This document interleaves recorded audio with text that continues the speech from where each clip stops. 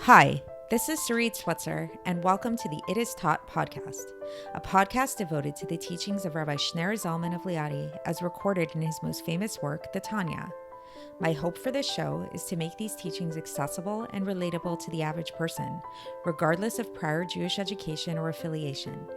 The episodes follow the prescribed daily study portions and are meant to serve as practical lessons in how to live your life as your true self and develop an authentic and powerful relationship with your Creator.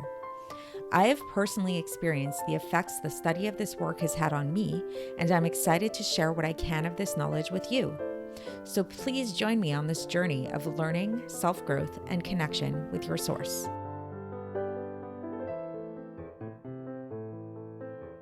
Hi, and welcome to the It Is Taught podcast. This is episode 111 for the 10th of Adar Beis in a leap year. And today we are continuing chapter 36, and we are going to begin our discussion by talking about dew. So yes, that natural substance, that water-like substance that surrounds plants and plant life in the morning. And it's a really cool thing. So just to give a little bit of an overview of how dew forms is basically... So in our atmosphere, at all times, there is moisture in the atmosphere. But at the same time, we're not always aware of this moisture because the moisture is in different levels of condensation depending on the temperature outside. And this temperature varies throughout the day, very much dependent upon the sun. So during the daytime, when the sun is prevalent in the sky, then the heat of the sun goes down, shines down on the earth, and that causes for less condensation. And then what happens is at night it begins to cool down, and then there's the moisture that's in the air condenses a little bit more, and this condensation results in actual water and droplets to form on top of all kinds of different plant life. When it gets cool enough, this can actually manifest as frost, which is why, if you've ever noticed, frost on your windows and things like that is a lot more prevalent when in the nighttime than it is during the day, or maybe first thing in the morning. So now what's interesting about this is that nature is really cool in the sense that these things don't just occur in kind of like a haphazard kind of way without any purpose. But this dew is not just some random thing that happens, but it actually serves a lot of purposes. Some of the purposes of dew is that, first of all, it serves as a protective barrier on the leaf, causing it to minimize the amount of moisture to come out of the plant itself so that it's able to maintain more moisture, and more moisture in the plant obviously is good in order to help it stay more resilient in all kinds of different conditions, especially if it's dry or hot. And then when the dew eventually evaporates, when the sun comes out, right, and it becomes warmer, then it actually cools the plant down in the same way that, like, when the purpose of our sweat, when we have sweat, then the sweat causes us to be cooled off. That's actually the purpose.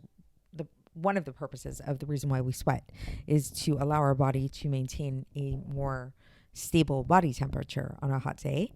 And then another reason for the dew is that the dew in some environments and in some species, especially some plants that grow in the desert, they can actually absorb some of the moisture from the dew, and it can actually serve as a type of hydration. So it's sort of like nature's way of watering the plants. So there's really a lot of really amazing purposes that this dew serves. And kind of to sum up the purpose of the dew is that, in this context anyways, is that it's helping to protect the plant from the external surroundings and to keep the plant alive. And so how is this relevant to Tanya, and why am I bringing all of this up, is that we're going to see that today's Tanya actually talks about dew. It actually really speaks about dew, but it speaks about a more spiritual type of dew. It speaks about the type of dew that's going to be involved in the resurrection of the dead. So we believe in Judaism that there's this idea that eventually, at the end of times, all people who lived on earth will eventually be resurrected. So every person who is no longer alive today will be resurrected. And the way that they will be resurrected is through this substance, which the sages called the dew of resurrection. So just like this dew kind of vivifies plants, we can think of this dew of resurrection as it will literally be the dew resurrects people. And what we'll also learn in today's Tanya is that this dew of resurrection, another way to think of it is actually Torah, because Torah is also called dew. And so if you recall, this is where we can kind of link things together. What we were talking about in yesterday's Tanya was this whole idea of how one of the purposes of Torah is actually to save us from expiring. It's to allow us to maintain our sense of self while still connecting with God. So this is why Torah is called power. It's called strength, because it literally gives us the strength to be able to withstand our connection with God without losing ourselves completely. So it's really cool concept, and let's get straight into the text and see how the Alter Rebbe explains it. So picking up from where we left off last time, and please go back and listen to yesterday's episode if you haven't already, the Alter Rebbe taught us about how the ultimate purpose of the entire world is Mashiach and the resurrection of the dead specifically. And so now the Alter Rebbe begins today's Tanya by telling us that we actually already had a taste of this resurrection of the dead once when we received the Torah. And now here the Alter Rebbe cites a quote from Deuteronomy, from Dvarim, to support this, from Dvarim chapter 4, verse 35, which says, which literally translates to mean, you have been shown to know that God is the Lord. There is nothing besides him. So again, and we spoke about this previously, at the time of Matan Torah, we actually all momentarily saw God and experienced God in his full greatness and glory. So this is what the Alter Rebbe says here, is he says that ha'eta literally means it's like you showed yourself, like you revealed yourself. So Hashem really made himself perceptible to us in a really, really clear and tangible way. And then the Alter Rebbe cites a couple of other descriptions of what happened then, namely talking about the idea we saw the voices and they saw what was normally heard. And the Alter Rebbe says that the way that this is explained by the sages is that they would look over to the east and they would hear the speech coming out that said, Anochi, I am the Lord your God. And so too in every single direction. So it's like they heard the words coming from every single direction. So it's like usually, when you hear sounds, you hear it coming from a very particular place. In this case, it was coming from everywhere.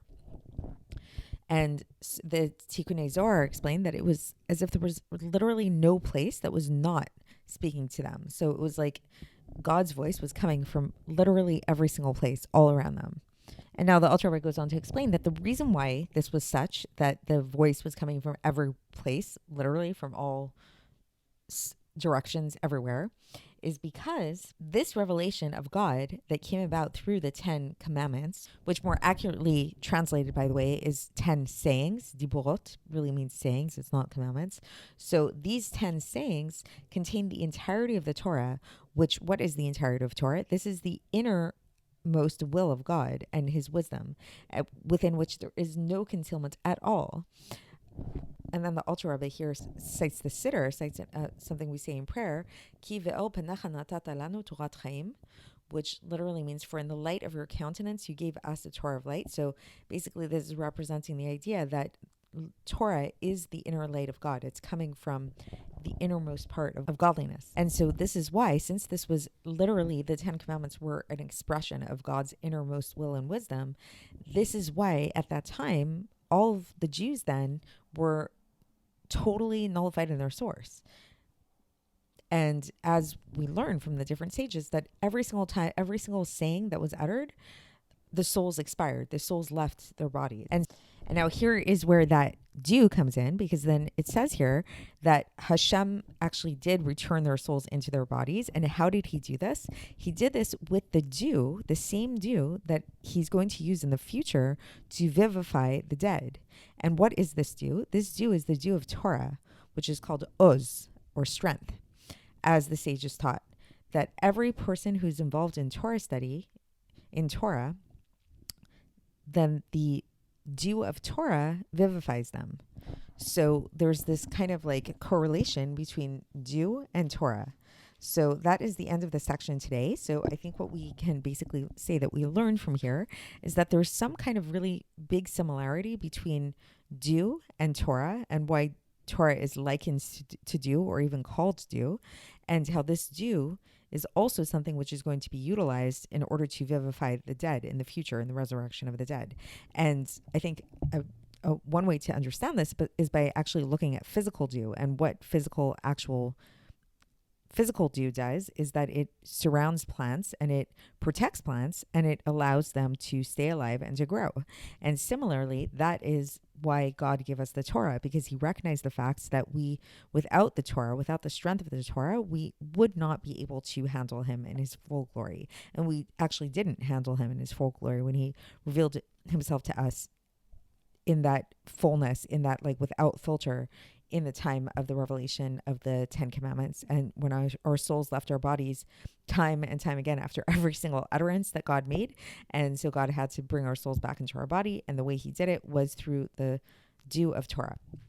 So that is it for today. Tomorrow we're going to conclude this chapter and hopefully bring it all together. So I will speak to you then.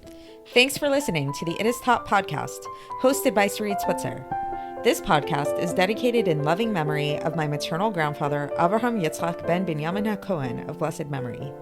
Music by Shoshana. If you enjoyed this episode and would like to support the show, please share it with others and subscribe on YouTube, Apple iTunes, Spotify, or wherever you listen to podcasts. And make sure to leave us a 5-star review.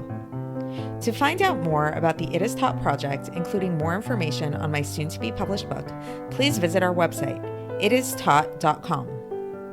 To catch the latest from me, follow me on Facebook, Instagram, and Twitter. Looking forward to speaking with you tomorrow, and until then, have a great day.